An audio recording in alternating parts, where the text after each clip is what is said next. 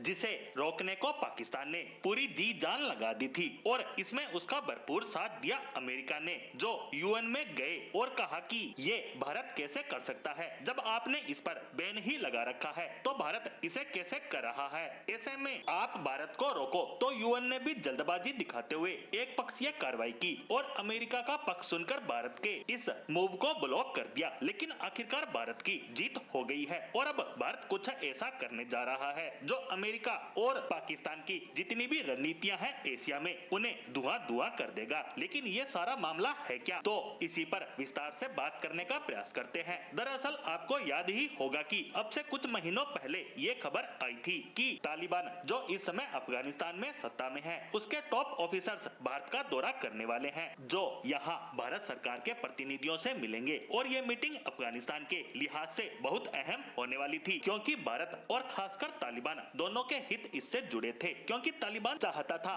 कि भारत उसे सरकार के तौर पर मान्यता दे और उसके देश इस्लामिक रिपब्लिक ऑफ अफगानिस्तान को भी मान्यता दे। वहीं भारत भी चाहता था कि तालिबान का राज आने से पहले उसका जो दबदबा हुआ करता था अफगानिस्तान में, जिसका इस्तेमाल करते हुए हम जिस तरीके से पाकिस्तान को दबाते थे, वो ही दबदबा एक बार फिर से कायम हो। वही पाकिस्तान भी जानता था कि भारत और अफगानिस्तान की जोड़ी उसके लिए खतरनाक ही साबित होगी, जिसमें वो एक बार फंस गया तो फिर निकल ही नहीं पाएगा। ऐसे में वो अमेरिका के दरवाजे पर जाकर नाक रगड़ता है और कहता है कि आपके होते हुए ये मीटिंग कैसे हो सकती है। अमेरिका ने भी उसकी सुनी और दोनों पहुंच गए यूएन और कहा कि आपने जो सैंक्शंस लगा रखे हैं तालिबान पर और अफगानिस्तान पर, तो फिर ये लोग भारत कैसे जा सकते हैं। कैसे तालिबानी ऑफिसर्स इंटरनेशनल ट्रेवल प्रतिबंधों के बाद भी भारत का दौरा कर रहे हैं, ये तो संभव ही नहीं है। भारत आपके प्रतिबंधों को दरकिनार कर रहा है, तो यूएन ने भी उनका साथ देते हुए तालिबान की इस यात्रा पर रोक लगा दी। लेकिन भारत और तालिबान पीछे के दरवाजे चुपचाप इस पर काम करते रहे